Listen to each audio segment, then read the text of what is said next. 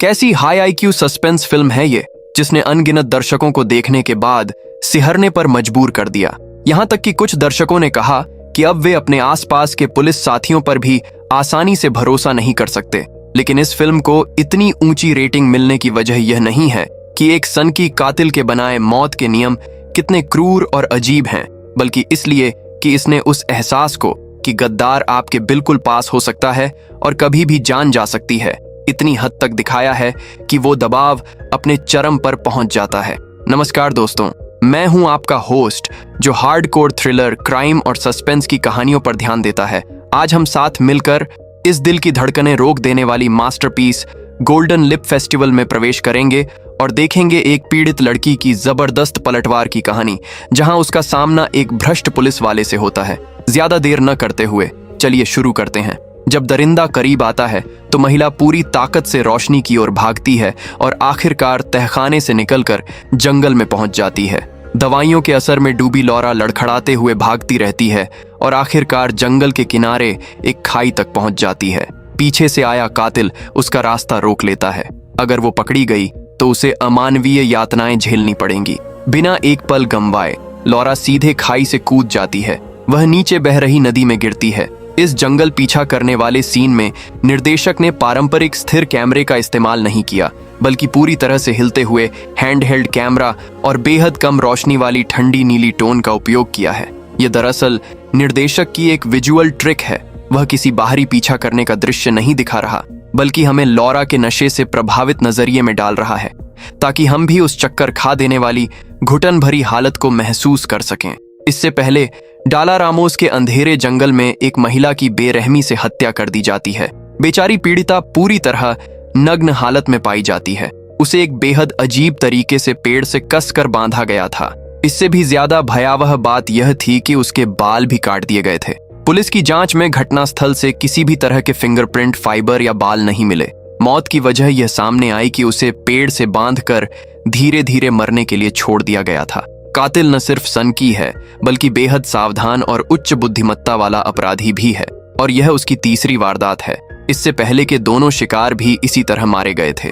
अजीब बात यह है कि दूसरी पीड़िता के अपराध स्थल पर पुलिस को कातिल द्वारा छोड़ा गया एक नोट मिला। उस सुराग पर दा चिन्ह शेंग लिखा था, जो कातिल का सिग्नेचर था।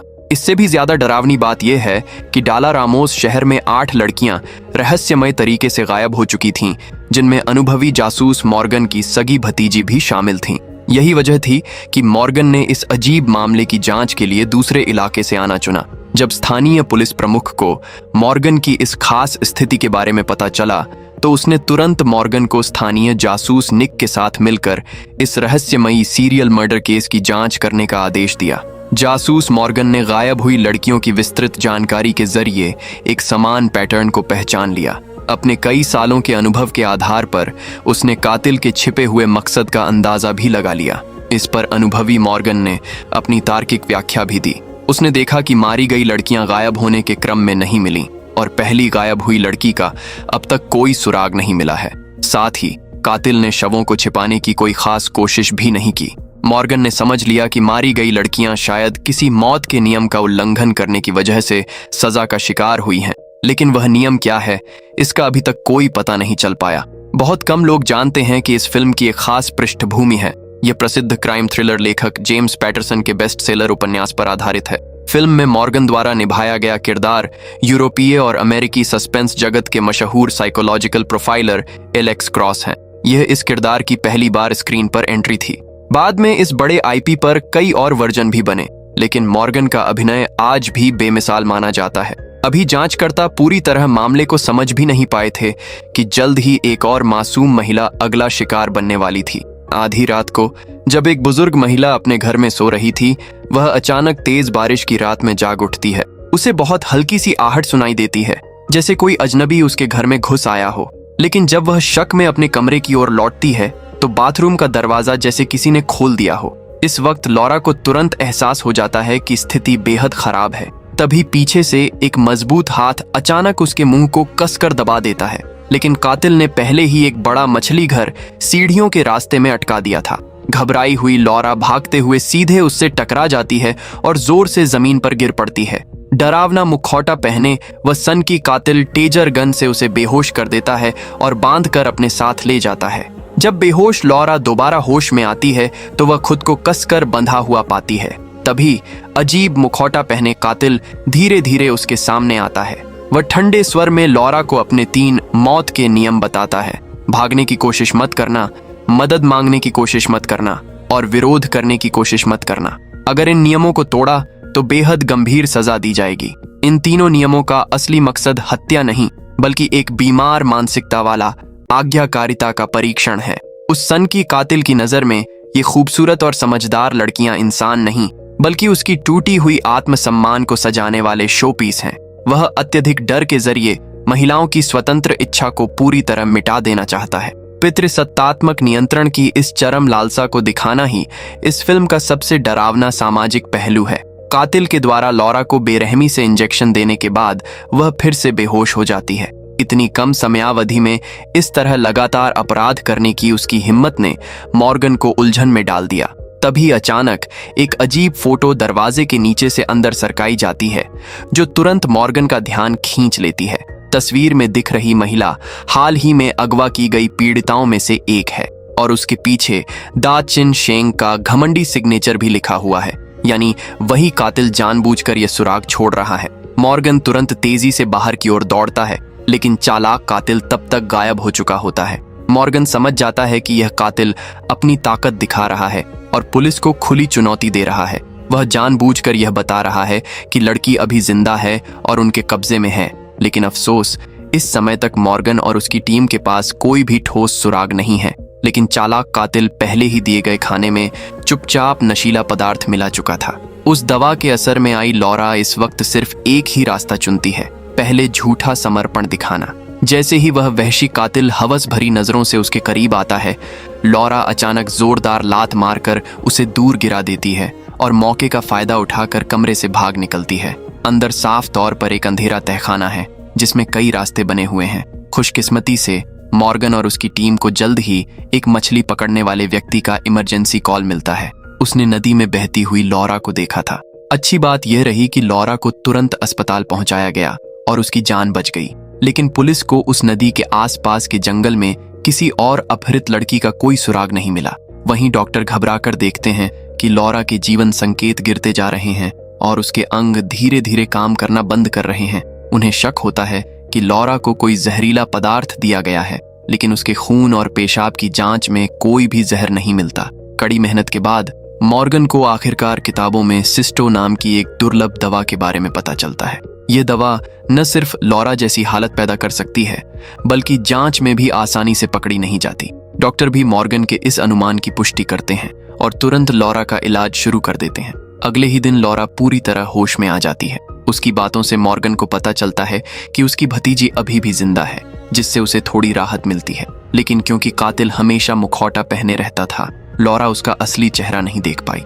मजबूर होकर मॉर्गन उससे उस जगह के बारे में याद करने को कहता है जहां उसे कैद किया गया था। लेकिन उस वक्त लॉरा न सिर्फ दवाओं के असर में थी, बल्कि बेहद डरी हुई भी थी। उसे सिर्फ इतना याद है कि वह जान बचाने के लिए भागी और एक गहरी खाई से कूद गई। अब बेबस मॉर्गन सिस्टो दवा के सुराग से ही आगे बढ़ने का फैसला करता है। जांच के दौरान उसे पता चलता है कि एक कॉस्मेटिक सर्जरी क्लिनिक के संदिग्ध डॉक्टर ने इस दुर्लभ दवा की बड़ी मात्रा खरीदी थी, जबकि सिस्टो का इस्तेमाल असल में ल्यूकेमिया के इलाज में होता है, न कि कॉस्मेटिक सर्जरी में।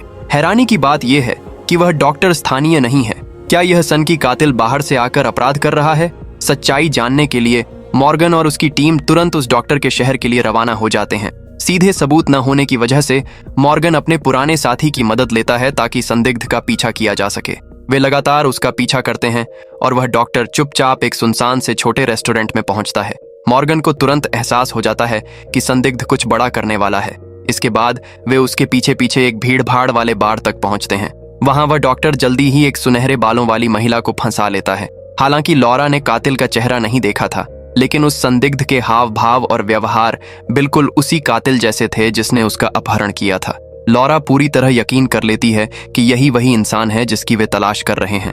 इसके बाद वह डॉक्टर उस लड़की को अपने ठिकाने पर ले जाता है। पीछे पीछे पहुंचे मॉर्गन और उसकी टीम उस सन की कातिल को जिंदा पकड़ने की योजना बनाते हैं। पूरी सुरक्षा के लिए मॉर्गन लॉरा को गाड़ी में ही इंतजार करने को कहता है, लेकिन तभी अंदर से अचानक उस लड़की की दर्दनाक चीख सुनाई देती है। हालात बिगड़ते देख मॉर्गन और उसकी टीम तुरंत अंदर घुस जाते हैं।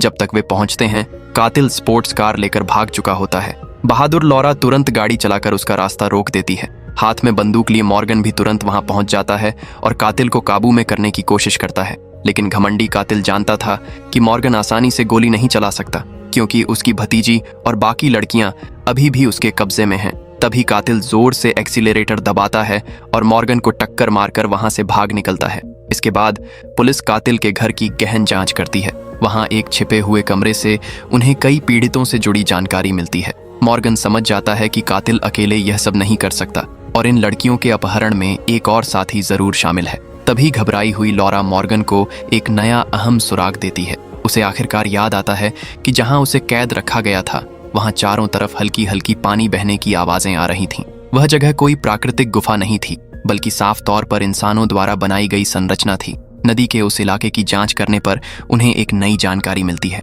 मॉर्गन की भतीजी का बॉयफ्रेंड उस इलाके से अच्छी तरह वाकिफ था और उसने बताया कि वहां कभी एक फार्म हाउस हुआ करता था, जिसके बारे में बहुत कम लोग जानते हैं। उस फार्म हाउस में पहले कभी किसी जगह पर गुप्त रूप से एक भूमिगत स्टोरेज रूम बनाया गया था।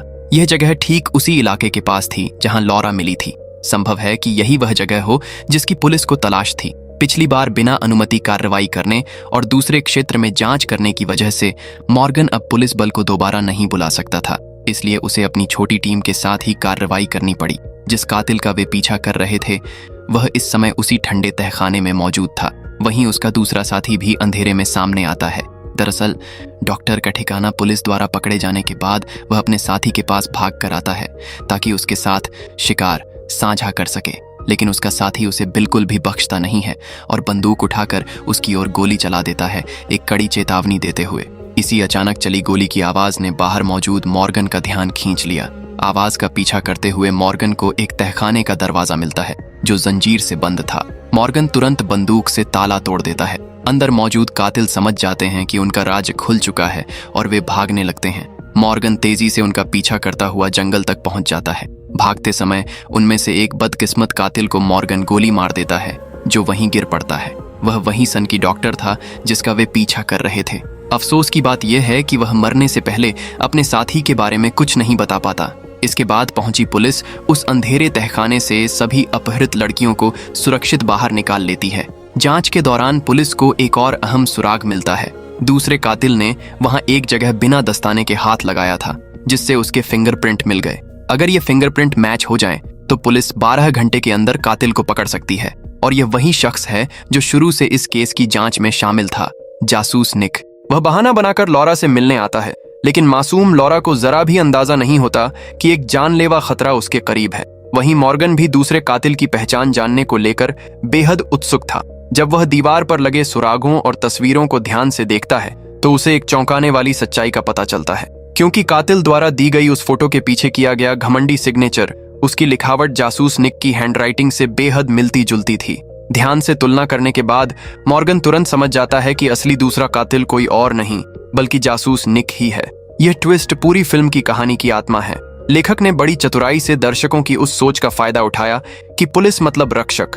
पूरे 1 घंटे तक कहानी आपको प्लास्टिक सर्जन पर शक करने के लिए उकसाती है और आखिर में जाकर सबसे अहम सच सामने लाती है। असल डर अजनबी से नहीं, बल्कि अपने सबसे करीब के इंसान से होता है कि वही शख्स जो हमेशा आपके साथ रहता है, अंदर ही अंदर आपको देख रहा होता है। घबराया हुआ मॉर्गन तुरंत फोन मिलाता है, लेकिन दूसरी तरफ खतरनाक निक लॉरा की नजर बचाकर फोन की लाइन काट देता है। अब निक पूरी तरह बेनकाब हो चुका है।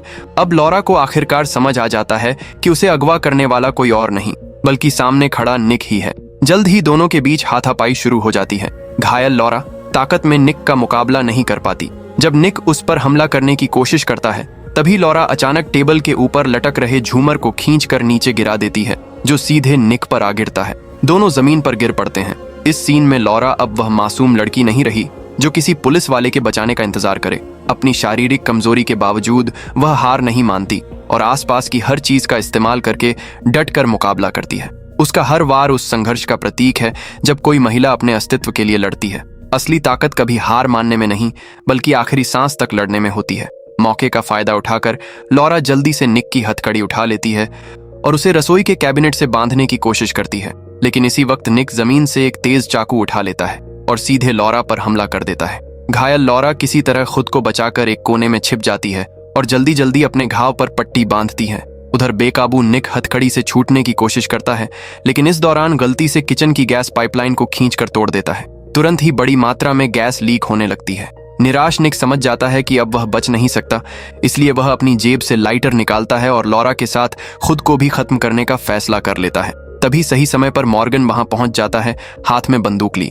वह समझ जाता है कि अगर इस वक्त गोली चलाई गई तो उसकी चिंगारी गैस को भड़का सकती है और सबकी जान जा सकती है। इसलिए वह शांत रहकर अपनी बंदूक नीचे रख देता है और निक को समझाने की कोशिश करता है, लेकिन निक, जो कभी खुद पुलिस अधिकारी था, अब इन बातों का कोई असर नहीं लेता। उसके चेहरे पर खतरनाक इरादे साफ नजर आते हैं और वह लाइटर जलाने का फैसला कर लेता है। हालात बेहद नाजुक हो जाते हैं। ऐसे निर्णायक पल में मॉर्गन बिना हिचकिचाए फिर से बंदूक उठाता है और पास रखे दूध के डिब्बे को निशाना बनाता है। तेज धमाके के साथ गोली चलती है और हैरान निक कुछ समझ पाता उससे पहले ही ढेर हो जाता है।